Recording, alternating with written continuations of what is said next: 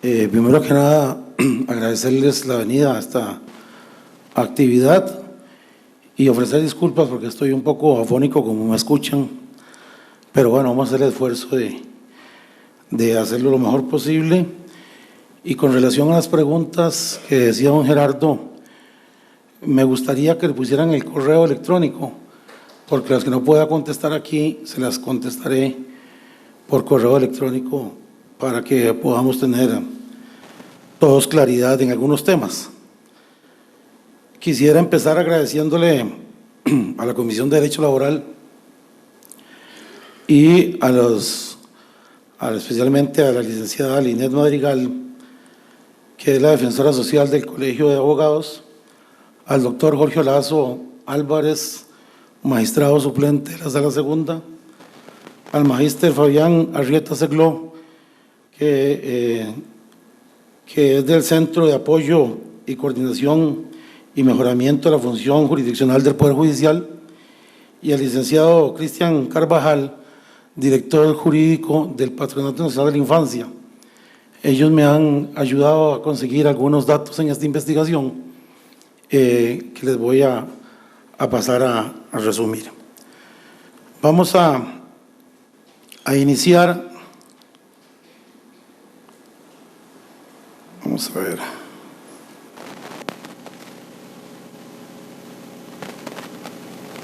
Ok, voy a hacer un pequeño resumen de cómo se movió el proceso para esta reforma procesal.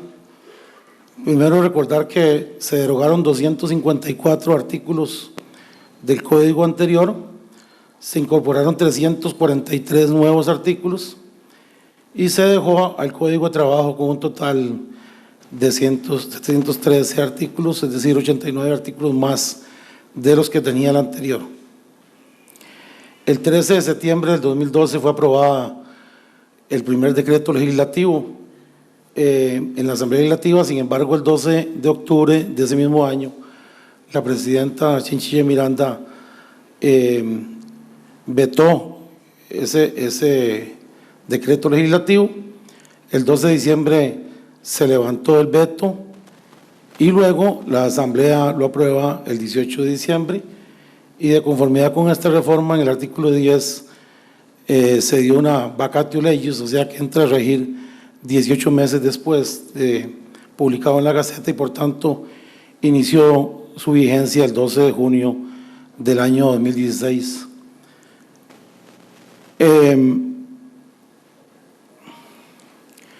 Me interesa ver un momentito, detenerme un poquito en el tema del derecho individual. ¿Por qué? Porque la mayoría de los procesos que se han seguido hasta el momento son en esa materia y los principales cambios que sufre el Código de Trabajo con esta reforma en esta materia, específicamente en el campo individual. Recordemos que el derecho del trabajo lo podemos dividir en derecho individual, derecho colectivo, derecho procesal y derecho laboral administrativo, que lo recoge la Ley General de Administración Pública con el debido proceso a partir del artículo 308 y siguientes al 319 de la Ley General de la Administración Pública. Saludo, mi estimado colega, don Belisario. Empezamos diciendo que hubo unas nuevas disposiciones en la carta de despido. Me parece que este punto es trascendental porque incluso aquí recojo una jurisprudencia reciente de la Sala Segunda que tiene que ver ya con un fallo a favor del trabajador por una mala elaboración de la carta de despido. La carta de despido, para todos los efectos, sigue siendo optativa cuando, como todos sabemos, al trabajador se le pagan sus prestaciones. Incluso el artículo 85 del inciso D del Código de Trabajo establece que cuando el patrón no paga las prestaciones, pues no tiene necesidad ni siquiera de hacer la carta, a no ser de que el trabajador se la solicite. El cambio radica precisamente en que cuando el trabajador es despedido sin responsabilidad patronal, esto sin el pago de prestaciones, el patrono debe de indicar pormenorizadamente, como lo dice ahí, cuáles fueron las razones del despido, cuál es el fundamento siempre le digo a los patronos, primero antes de hacer la carta de despido, fíjense que tengan la prueba para rebatir cualquier cosa, porque si no entonces les va a ir muy mal en un proceso litigioso. De tal suerte que cuando se va a despedir a un trabajador, debe hacerse entonces la carta de despido obligatoriamente y entregarla obligatoriamente al trabajador para que conste el recibo de esa carta. Si no se recibió, si no hay constancia del recibo, el patrono tiene 10 días naturales para presentarlos al Ministerio de Trabajo para certificar que ahí está el recibido de esa nota. Recordemos que en materia laboral hay una reinversión de la carga de la prueba, o mejor conocida ahora como una redistribución de la carga de la prueba, en razón de lo cual le corresponde al patrono probar, ¿verdad?, todas con algunas excepciones, prácticamente todo probar todo lo que el trabajador fue, por las que fue despedido.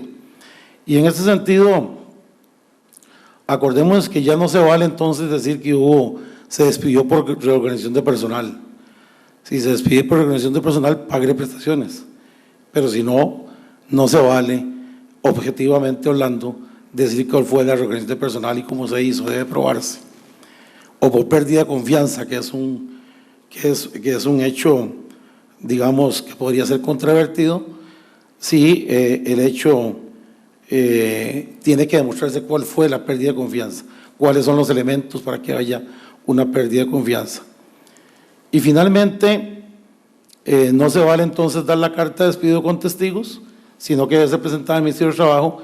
Y lo más importante de esta norma es que en caso de litigio, el patrono solamente puede referirse en el juicio a lo que se escribió en la carta, no puede incluir nuevos elementos. Dicho eso,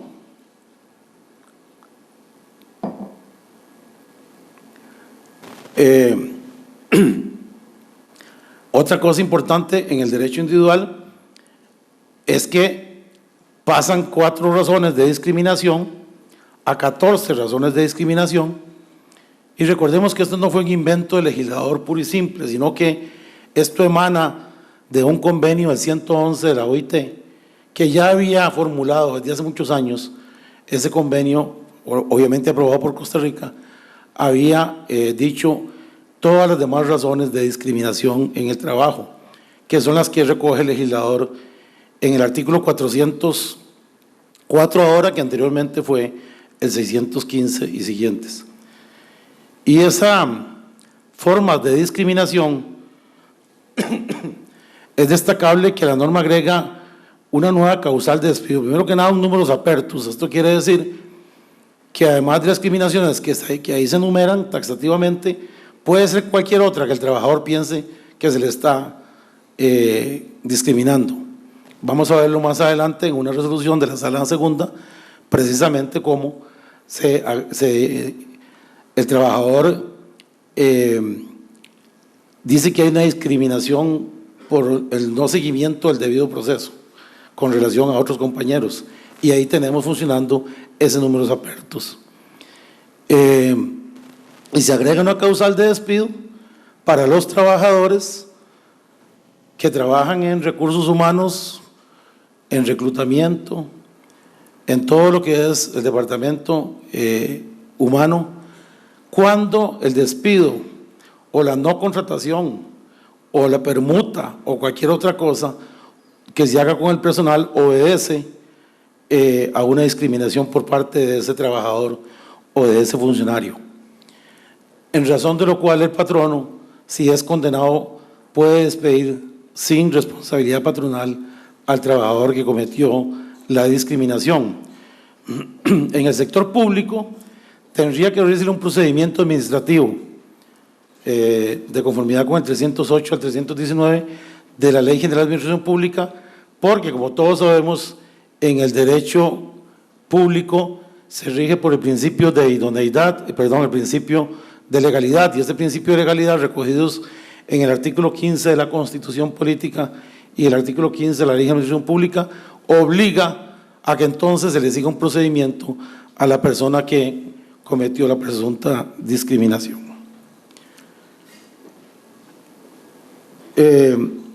Luego se varían algunas cosas con relación a la prescripción y la caducidad en materia laboral. Hay 5 razones o 5 presupuestos, digamos, en materia de prescripción. La prescripción de la sentencia judicial de 10 años, esto es cuando la sentencia se hace de forma ficta, ¿verdad?, para que sea llevado a un segundo proceso en la vía civil, y de esa forma, cuando esa sentencia tiene que hacerse los cálculos y todo lo demás, el trabajador tiene 10 años para activar la vía civil. Luego la prescripción anual de 1 año, que sigue igual para los trabajadores, ¿verdad?, para que reclamen sus derechos una vez terminada la relación laboral. Todos entendemos claramente que mientras que el trabajador se mantenga trabajando, no prescriben sus derechos, y que prescriben 1 año después de que ha sido cesado en sus funciones o que ha terminado su relación laboral. La caducidad de los patronos para disciplinar a sus trabajadores sigue siendo igual, de 1 mes, desde que se dio cuenta o que se entera de que ese trabajador cometió un acto irregular. Aquí hay que tener cuidado con 2 cosas. La primera es que en el campo administrativo, cuando estamos en presencia de un debido proceso, en los debidos procesos generalmente hay una primera etapa que es una etapa de investigación. Mientras que se está en la investigación, ahí no hay caducidad. La investigación generalmente lo hacen los departamentos de auditoría, entonces ahí puede durar 6 meses, 1 año, lo que sea, que mientras que esté en ese procedimiento, ahí opera el principio de inocencia, ¿verdad? Todavía no se han imputado cargos. Al no imputarse cargos, está más en un proceso de investigación. Una vez que se abre el procedimiento, ¿verdad?, una vez que ya el auditor le dice al patrono o al jerarca, ese jerarca tiene 1 mes para abrir el procedimiento y además de eso para imputar cargos, ¿verdad? O sea, formar el órgano disciplinario, abrir el procedimiento, hacer la imputación de cargos, 1 mes. Los derechos y las sanciones de las personas trabajadoras para dar por concluido con justa causa su contrato de trabajo es de 6 meses. Esto quiere decir que cuando un patrono igual cometa alguna falta grave contra el trabajador puede ponerle término a ese contrato de trabajo y solicitar sus prestaciones. Para eso tiene 6 meses para hacerlo. Los derechos de los empleadores para reclamar contra quienes separan injustificadamente sus puestos, de 30 días, ¿verdad?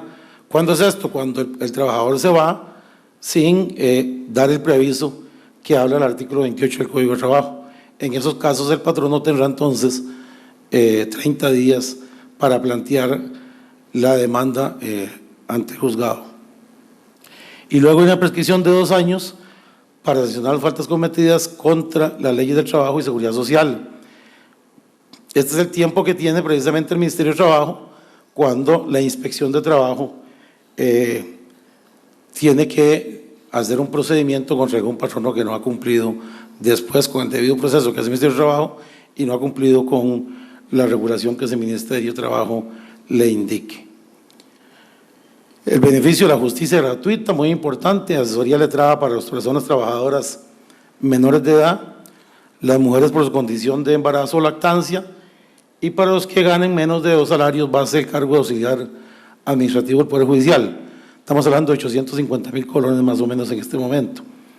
Y todas las mujeres que sean discriminadas o que sean despedidas en estado de embarazo o de lactancia, o aquellos que rompen los fueros. Como todos sabemos, hay 6 fueros especiales de protección en el Código de Trabajo. Estamos hablando del fuero de protección para los trabajadores menores de 18 años, mayores de 15 años, artículo 91 de la ley del Código de la Niñez y la Adolescencia. Estamos hablando de la mujer embarazada a periodo de lactancia, artículo 91 y 91 bis del Código de Trabajo. Estamos hablando de los representantes de los trabajadores en la empresa, sean estos sindicatos o comités permanentes, de conformidad con el 367 al 370 del Código de Trabajo, que para entender bien la figura debe concatenarse con los convenios 87, 98, 135 y la recomendación 143 de la OIT. Yo recomiendo siempre también leer la resolución 5000 del año 93 de la Sala Constitucional, que vino a hacer eco de la 135 de la Ley General, del Convenio 135, en razón de que fueron despedidos los trabajadores de un comité permanente de Finca Cocobola en Guapiles y se les obligó a la reinstalación en razón de que también, dijo la sala, a esos trabajadores que son representantes legalmente nombrados por los trabajadores, tiene el mismo fuero de protección que los sindicatos. Luego tenemos un fuero de protección especial por discriminación, ¿verdad?, de conformidad con lo que vimos, que se ubica en el 410 al 410 del Código de Trabajo. Anteriormente era 615 y 616, y también tenemos un fuero especial de protección para las personas acosadas sexualmente o acosadas por acoso laboral. Para estos efectos hay una ley, la ley de acoso laboral en empleo de la docencia, y también, como no hay una ley especial en acoso laboral, supletoriamente aplica ese código para efectos del acoso laboral o moving. La solución alterna de conflictos, en esto es muy importante decir que se armoniza con la Ley de Resolución Alterna de Conflictos y la Paz Social, y se refuerza la conciliación en los centros de resolución de conflictos privados, en la jurisdicción administrativa del Ministerio de Trabajo, en la vía judicial. Se introduce como innovación importante el respeto a los derechos irrenunciables, indiscutibles, y además la posibilidad de negociación para la administración pública y las demás instituciones de derecho público. Aquí quiero detenerme un momentito, en este artículo, el 457.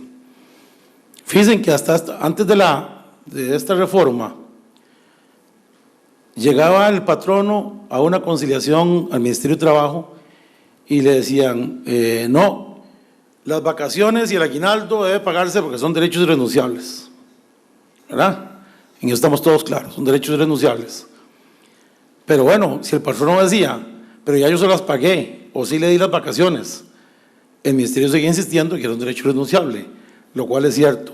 Lo que pasa es que la norma ahora vino a aclararlo, y entonces la norma dice ahora toda conciliación deberá respetar sus derechos irrenunciables, indisponibles e indiscutibles de las personas trabajadoras. ¿Qué es lo que sucede? Que si el patrono llega a la conciliación y dice, yo le di las vacaciones, siempre pongo este ejemplo que parece que es muy común. Bueno, ¿cómo las vacaciones? No, es que usted lo que me dio fue un permiso para ir al funeral de una tía. No, yo lo contabilicé como vacaciones. Se fue 3 días usted para Guanacaste, ¿verdad? Y entonces el trabajador sostiene que no son vacaciones, que es un permiso. ¿Qué es lo que sucede? Que ahí entonces hay un derecho que ya no es irrenunciable. ¿Por qué? Porque está en disputa un derecho. Debe probarse quién tiene la razón, si el patrono o el trabajador, en razón de lo cual ya no es tanto así que sea un derecho irrenunciable, ¿verdad? De los derechos irrenunciables que se ubican en el artículo 11 del Código de Trabajo, concatenado con el artículo 74 que cierra el capítulo de garantías sociales de la Constitución Política. Esos derechos irrenunciables, como sabemos, son las vacaciones de aguinaldo y los salarios ya ganados, ¿verdad? Y son irrenunciables, son renunciables los demás derechos, sea preaviso, cesantía y las horas extraordinarias. Sin embargo, ahora la norma aclara cuándo ese derecho es renunciable y cuándo no. O sea, si está en disputa puede renunciar al mismo. De tal forma que el patrono debería plantear si efectivamente lo pagó o no lo pagó, y obviamente ahí lleva la carga la prueba del patrono de que debe probar de que lo pagó o que le dio el disfrute de esas vacaciones. Me parece que eso es un cambio muy importante. El amparo laboral para los aforados, esos aforados que hablé, los 6 tipos de aforamiento que hay en el Código de Trabajo, se diseñó un proceso sumarísimo, y aquí no tenemos problemas, ¿verdad? Vamos a empezar diciendo que aquí es donde este año no ha resuelto la cosa como lo esperábamos. Se dice en ese momento que es semejante al amparo constitucional, ya que el juzgado se le ordena sustanciar el proceso en 24 horas al recibir la solicitud y posponer cualquier asunto de diversa naturaleza que se tramita en el despacho. Bueno, pues desgraciadamente eso no ha sido así. Se han presentado procesos de ese tipo desde ese momento que entró en vigencia y a este momento ni siquiera algunos les han dado traslado, ¿verdad? Y ahí tenemos una mora judicial que se va acumulando horrible, que ahorita lo vamos a ver más adelante y por eso quise detenerme un momentito ahí. Y para eso vamos a acudir a estas estadísticas.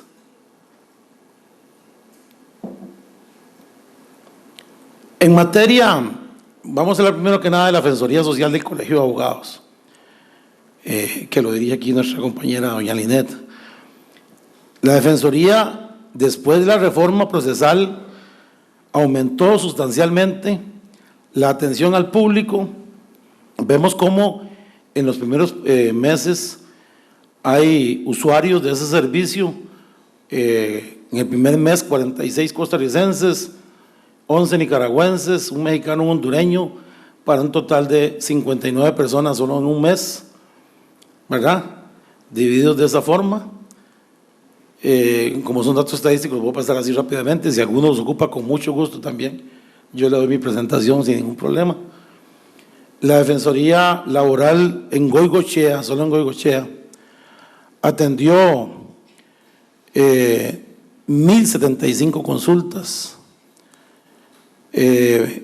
acudió a 29 audiencias, le incorporaron 49 nuevos expedientes, etcétera. Ahí están todos los datos. Tienen en este momento 133 expedientes activos y consultas de mujeres 531. Recordemos que la Defensoría Social ve derecho laboral y también ve derecho de familia. Con relación al Poder Judicial, datos del Centro de Apoyo, Coordinación y Mejoramiento de la Fusión Jurisdiccional, tenemos que con la entrada en vigencia se incorporaron 46.605 casos de un solo golpe. Ahí están divididos por circuitos judiciales. Se terminaron, estamos hablando aquí de procesos ordinarios nada más, no especiales o sumarísimos. Se terminaron 34.107 y quedan activos en este momento 42.944 expedientes. Fíjense ustedes, de los nuevos que se han incorporado después de la reforma, ¿verdad? Así es que vamos a ver más adelante también cómo la mora judicial bajó un poco, pero no lo que todos esperábamos. La sala, esas son estadísticas, digamos, numéricas de forma. Por el fondo, la sala constitucional, después de la reforma, ha resuelto 10 casos que tiene que ver precisamente con temas del fuero. Y quiero referirme a algunas muy rápidamente. Ahí tienen los números de resolución, pero quiero ver algunas que saqué aquí, porque tienen que ver efectivamente con esos procedimientos sumarísimos de los fueros especiales, ¿verdad? Que es un nuevo procedimiento en nuestra materia. Aquí se presenta un problema por discriminación salarial a un policía de fronteras y guardacostas por el no pago de un incentivo llamado operaciones de alto riesgo. La ley de policía incorpora 2 incentivos adicionales: operación de alto riesgo para la policía que enfrenta motines, que enfrenta huelgas, todo ese tipo de cosas, y también hay otro incentivo que se llama riesgo policial, que es el que hacen los policías preventivamente, que no tienen mayor riesgo. Sin embargo, el juzgado de primera instancia declaró con lugar y falló contra el Estado, porque a estos policías de fronteras y guardacostas no se les pagaba ese incentivo y había una discriminación con relación a los demás compañeros policías de ellos, ¿verdad? ¿En qué sentido? El artículo 33 de la Constitución y sobre todo el artículo 37 que tiene que ver con la igualdad salarial. Y aquí efectivamente logran demostrar los policías que la policía de frontera, pero sobre todo los guardacostas, ¿verdad?, que son los que luchan contra el narcotráfico, tienen un riesgo altísimo, porque se enfrentan a balazos continuamente contra esos delincuentes, que eso no lo presenta la televisión porque no se filma, como si filman la entrada a casas y búnkers y qué sé yo, pero en el agua es tan difícil. Entonces lograron demostrar que efectivamente no se estaba pagando y hay una discriminación por asuntos de salario.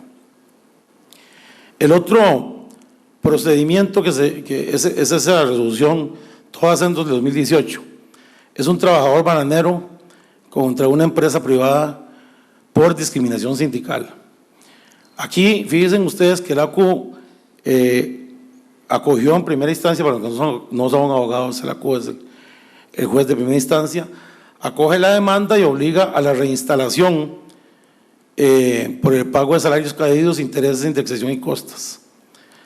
La empresa eleva el caso ante la sala segunda por razones de procedimiento y de fondo, ya que el juez omitió la entrega del texto de la sentencia en forma íntegra, conforme lo dice el 518, inciso 4 del Código de Trabajo, y por el fondo, en razón de que el trabajador no lo cubre el fuero, hay un dedazo, no es fuero, de protección sindical, pues no se encontraba entre los supuestos del 367. Vean qué interesante este caso. La sala segunda declaró sin lugar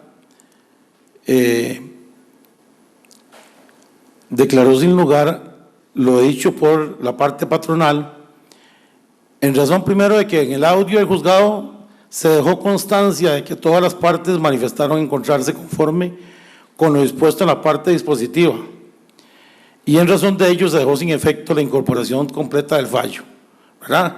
Entonces, por asuntos de procedimiento no podía ser. Y por el fondo, adujo la sala que no se puede impedir la afiliación de un trabajador a un sindicato, en razón de lo cual el acto de despido resulta discriminatorio, pues solo se despidió a los trabajadores que recién se habían afiliado al sindicato y no a los demás trabajadores. Estamos hablando de 22 trabajadores de una de las empresas más fuertes en la zona de Banano, que hubo que reincorporarlos. ¿Por qué? Porque si bien es cierto, el 367 del Código de Trabajo establece ciertos fuero especial para ciertos dirigentes sindicales, también es cierto que el 143, el convenio 143 de la OIT, dice que no se puede prohibir la afiliación. Basta el hecho de que un trabajador se afilie para no poder ser despedido por esa causa. Sí puede ser despedido por otra causa, pero no por esa. Y aquí lo que sucedió fue muy evidente, fue que el mismo día que se afilian los 22, al día siguiente despiden a los 22, ¿verdad? O sea, yo no sé quién hizo ese despido, pero bueno, alguien lo contestará. Y entonces ahí se protegió al trabajador, no porque fuera dirigente sindical, sino porque le estaban impidiendo la afiliación al sindicato, ¿verdad? Hay un proceso de un trabajador contra el Estado, contra la Caja de Seguro Social, por discriminación laboral por razones de edad, de formación académica, ahí están números apertos, de religión y por violación al debido proceso. Este caso, el juzgado declara sin lugar la demanda y condena al demandante, al trabajador, al pago de las costas.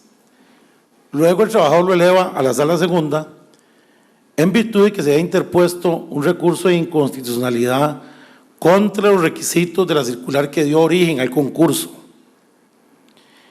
Y vean ustedes como algunos de nuestros jueces a veces no están al día con la legislación, porque precisamente la sala segunda anuló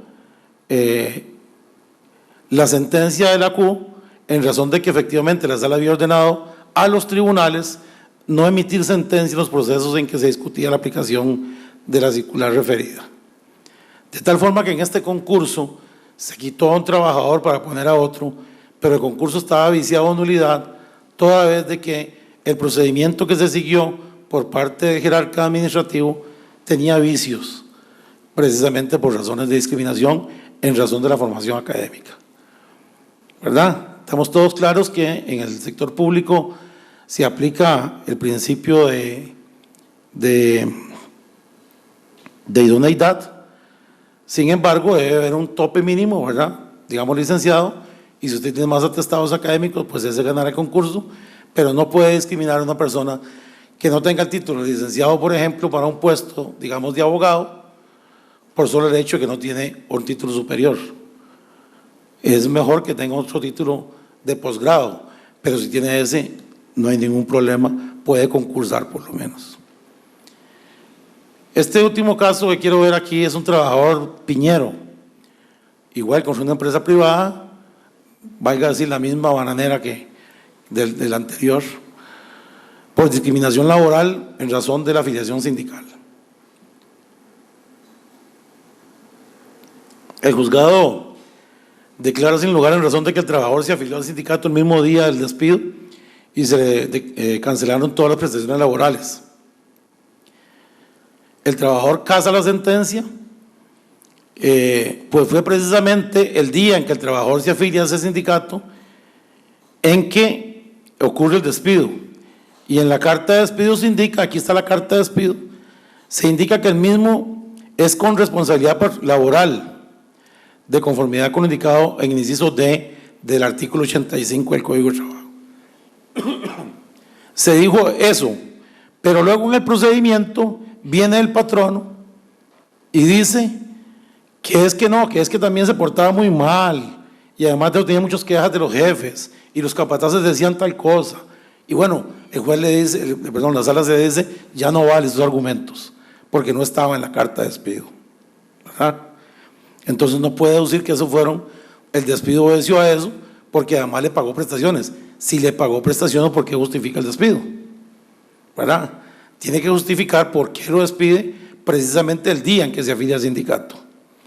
Y esto fue porque el trabajador no había llevado, o el sindicato no había llevado la carta de afiliación, pero sí consta en los autos de que él le comunicó a su jefe inmediato, el capataz, de que ese día se estaba afiliando al sindicato. El capataz pasó el comunicado pues, respectivo y acto seguido lo despiden. Ahí están ocupando asesoría. Y finalmente me encontré dos resoluciones más, que son las que están ahí. Por efectos de tiempo no las vamos a leer, pero básicamente, o resumir, pero básicamente esas son las 10 resoluciones con relación a fueros especiales. Y traigo aquí a colación lo de los fueros por la siguiente razón. Fíjense que estos son los procedimientos que han entrado por fueros especiales, 306 procedimientos, desde el momento en que se hace la legislación. Ahí están los diferentes circuitos judiciales, cuántos por cada uno de ellos. Repito, se los puedo pasar con mucho gusto, ese dato ya es público. Y de esos 306 fueros, se han terminado por juzgado únicamente 84. De tal suerte que la mayoría que iniciaron precisamente en esos días, repito, ni siquiera se le ha dado trámite, cuando la ley ordena que se debe de sustanciar el procedimiento 24 horas después. Y ahí están, hay 21 de esos 84, 21 que fueron conciliados y debidamente homologados por el juez. Hay uno que tiene una acumulación, hay 8 que tuvieron un arreglo extrajudicial, etcétera. Y solamente hay 42 con sentencias dictadas, o sea, con una terminación normal del procedimiento. Digo esto porque ahí es donde nos están debiendo y aquí vienen un poco de conclusiones relacionadas con el tema. Primero, en la defensa social del Colegio de Abogados, la atención a usuarios, así como la asesoría letrada, aumentó casi un 50% a partir del 2017. Esto ha llevado a hacer un trabajo proactivo a favor de las conciliaciones y algunos se han logrado en la vía extrajudicial y la mayoría en vía judicial. Recuerden que la reforma, taxativamente hay un artículo que dice que el Colegio de Abogados tiene que colaborar con este tema y el colegio tiene su Defensoría Social abierta, con oficina abierta en el segundo circuito judicial de San José, en Goicoechea. En relación con la asesoría letrada o de defensa o acompañamiento por parte del PANI, Recuerde que también hay taxativamente un artículo que dice que el PANI tiene que intervenir en todos los procesos en donde es despedido un menor de edad o una mujer despedida por su condición de embarazo o periodo de lactancia.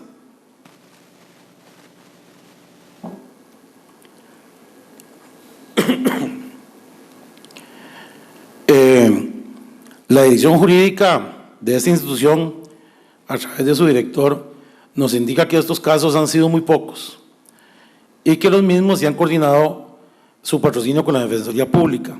Tanto es así que ellos llevaron toda la capacitación con los defensores públicos, lo cual significa que de 4 abogados nuevos que les nombraron para cubrir los casos nuevos como consecuencia de la reforma procesal laboral, se ha logrado salir adelante con este apartado. O sea, en el PANI hay un caso curioso. Parece que los casos no han aumentado significativamente porque la gente posiblemente no conoce ese artículo. Entonces acuden directamente a la Defensoría. Y entonces la Defensoría es la que ha asumido la defensa de esos casos. Solamente, me decía el director, que solamente les comunican cuando ya el proceso va. Cuando el proceso va, entonces hay la obligación del juez de comunicarle al PANI de que están en presencia de un proceso a favor o en contra de un menor de edad o de una mujer por estado de embarazo. Luego en el Poder Judicial, el aumento de los ingresos de casos es de casi un 30% con la entrada en vigencia de la reforma, pero luego disminuye. Para los especialistas de ese centro de apoyo, coordinación y mejoramiento de la función jurisdiccional, este fenómeno obedeció a que el usuario estaba esperando la entrada en vigencia de la ley y luego el circulante se normaliza. Fíjense ustedes que hay ¿cómo se llama? Un artículo de la ley que dice que aún sin haber entrado en vigencia la reforma procesal laboral, se verían con esta nueva legislación todos los procedimientos que no hayan tenido fijación a juicio. Y sin embargo la gente ya o no lo conocía o se esperó a que llegara la reforma para meter todos los procedimientos. Entonces saturaron con más de 1.400 procesos en un mes en los primeros días, un 30% de aumento, pues son los 41.000 que vimos en la gráfica.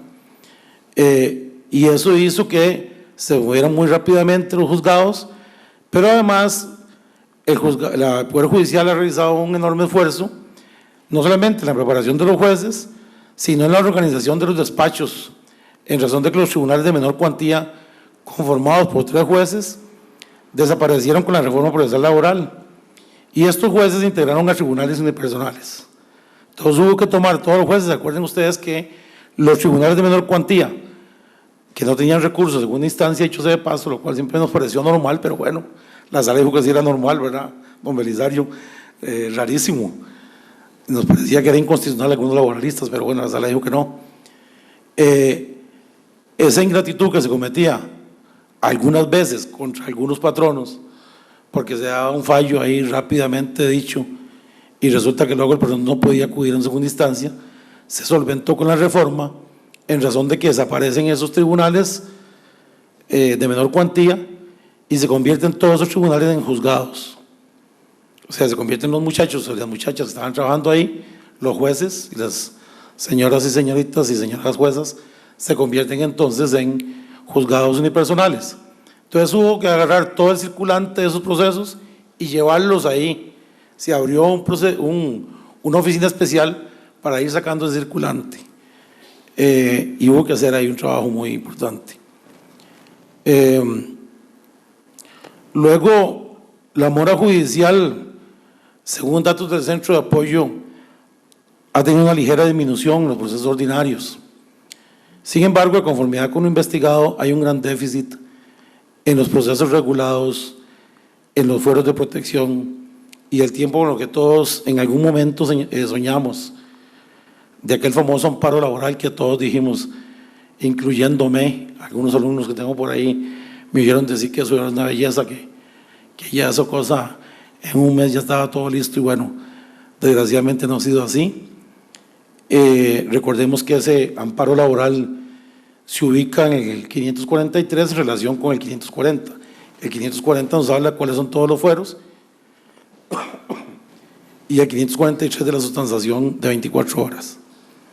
Y finalmente podemos decir que si bien es cierto, con la reforma se logró una mejora en la justicia y protección laboral para los trabajadores, la mora judicial en vía ordinaria, pero sobre todo en los procesos sumarios, siguen siendo una deuda enorme del Poder Judicial con la ciudadanía costarricense. Bienvenido, don Álvaro, buenos días. Buenas tardes.